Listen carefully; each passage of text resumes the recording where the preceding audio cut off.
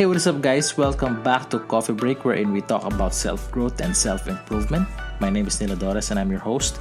Before anything else, I would like to take this opportunity to thank each and every one of you who are listening to this podcast right now. And if it's your first time, I hope that you learned something.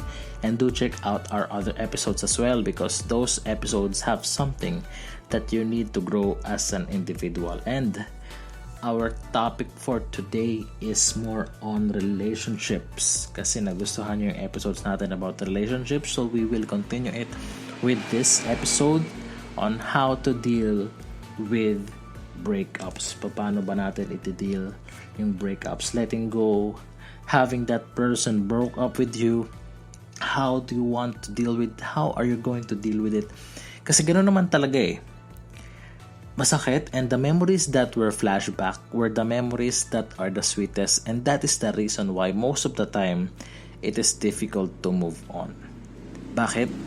Kasi the times that you were together, you consider it as the happiest moment of your life, and if you look back when the day comes that you are no longer together, those happy memories could potentially be your greatest source of pain.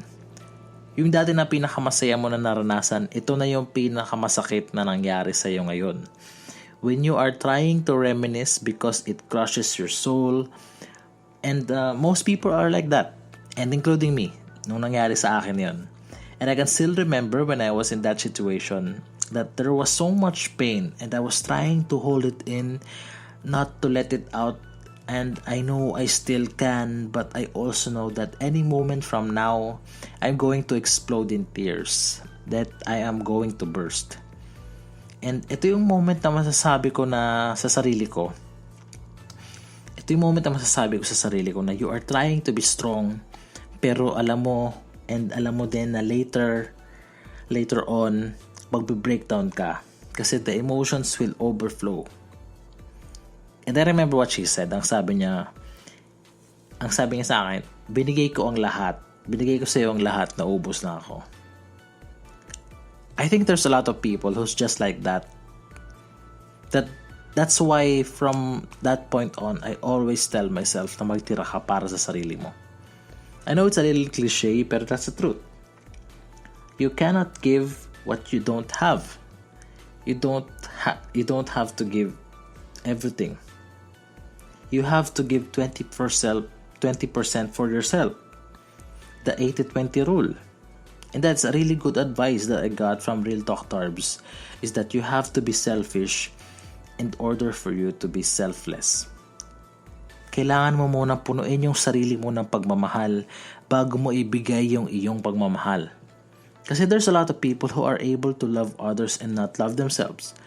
But do you think that they will be able to sustain it for a longer period of time? I don't think so. Kasi it's like going on a sprint, full speed for 1 hour, and most of the time hindi natin kaya mag-sprint for 1 hour. And loving someone is not like a sprint. Love is like a marathon. Okay lang yung saktong pagmamahal as long as kaya mo i-sustain for a longer period of time. If you found someone na kahit na sinabi mo na ikaw yung may mali, ikaw yung may kasalanan, but this person also tried to look at his or her mistake, then that is a sign that a person can change. Kasi there's an acknowledgement of mistakes kahit hindi mo na pinapoint out yung kanyang pagkakamali. And that is what you call accountability. But you also have to know that being accountable sa mga ginawa mo, it also includes that there's a chance that you might not be able to get her back. You should know that you are not entitled enough na kahit inamin mo yung pagkakamali mo, hindi na siya babalik sa'yo.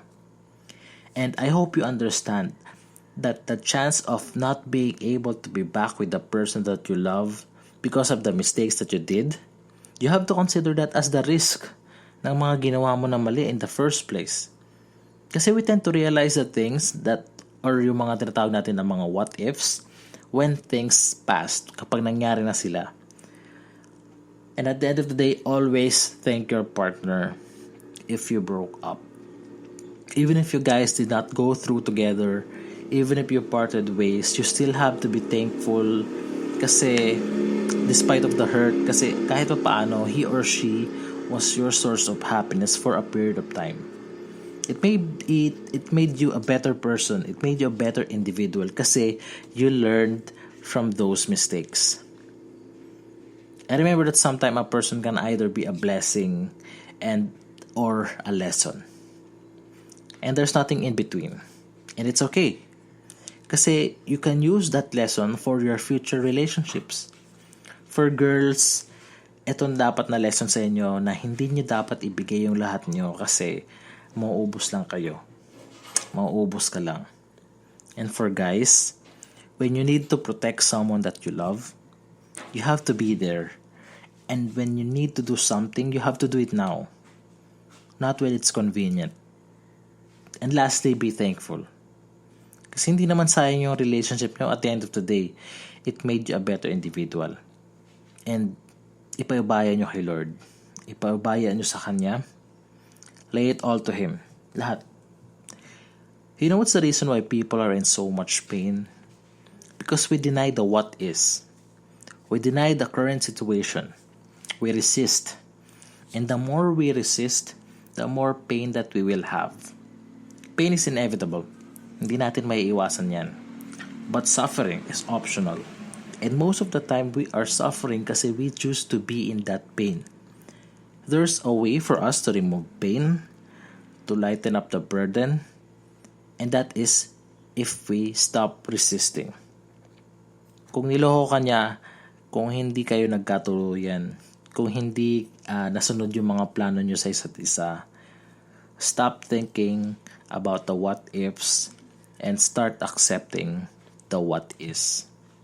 Pagpatawad, pagparaya, and ipaubaya mo sa Kanya.